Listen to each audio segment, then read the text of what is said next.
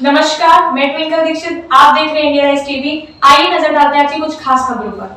साईं बाबा नगर में श्री रामचरित मानस आध्यात्मिक सेवा समिति द्वारा विशाल कन्या भोज का आयोजन किया गया।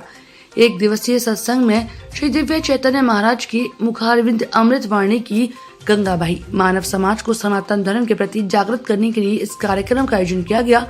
कार्यक्रम के आयोजक रामचंद्र पवार ने बताया कि हमारे माध्यम से हर पूर्णिमा को कन्या भोज और कथा का आयोजन किया जाता है। चेतन महाराज ने भक्तों को कहा कि अगर भगवान से कुछ मांगना है तो इतना ही मांगो कि देना है तो दीजिए भगवान जीवन भर का साथ। अगर प्रभु हमारे साथ होंगे तो जीवन भर, और उनके प्रति अगर हमारी भावना और लगाव होगा तो हमें रोज रोज भगवान से कुछ भी नहीं मांगना पड़ेगा, क्योंकि हमने एक बार ही उनसे सब मांग लिया है।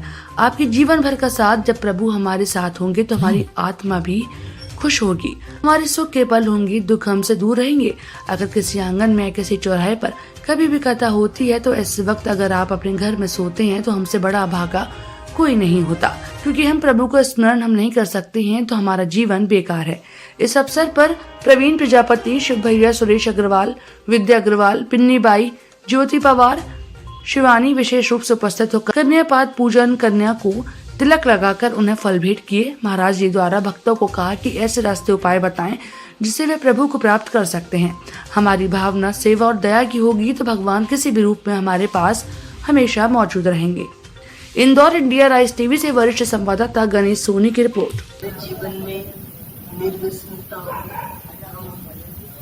व्यसन से मुक्त हो, हमारे जीवन में किसी प्रकार का व्यसन न हो।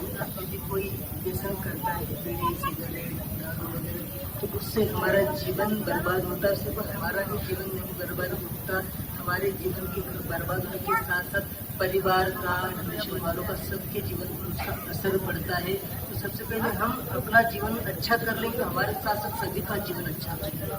और जितना हम व्यसन से दूर रहेंगे उतना ही हमारा आध्यात्मिक विकास होगा, और आध्यात्मिक विकास के साथ शरीर स्वस्थ सुखी रहेगा।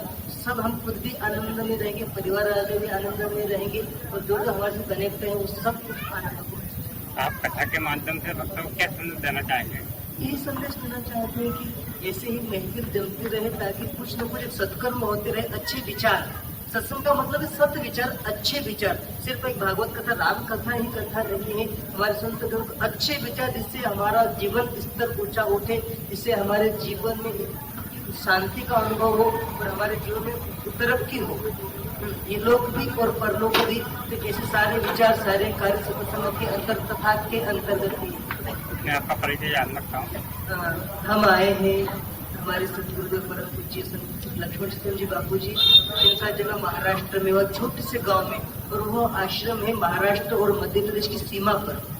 और बापू जी ने तपस्या करके, साधना करके साधक परिवार का निर्माण किया, जिसमें मुख्य रूप से सभी सदस्य सम्मिलित है, जो अपने जीवन से व्यसन दूर करता है, फैशन दूर, मांस होती सारी चीजें छोड़कर भक्ति के मार्ग पर चलना चाहता है। ऐसा हमारे परम पूज्य बापू जी ने चैतन्य साधक परिवार बनाया है, तो वो चैतन्य साधक परिवार के सदस्य है। इसमें किसी प्रकार की दूसरी अपेक्षा नहीं है। बापू जी को सिर्फ इतनी है कि उसका जीवन निर्व्यसनता हो, साफ सुथरा हो, तो सभी सदस्य चैतन्य साधक परिवार के इसमें शामिल हो सकते। धन्यवाद। ताजा खबरों से जुड़े रहने के लिए हमारे चैनल को सब्सक्राइब, लाइक, बेल आइकन दबाना ना भूलें। धन्यवाद।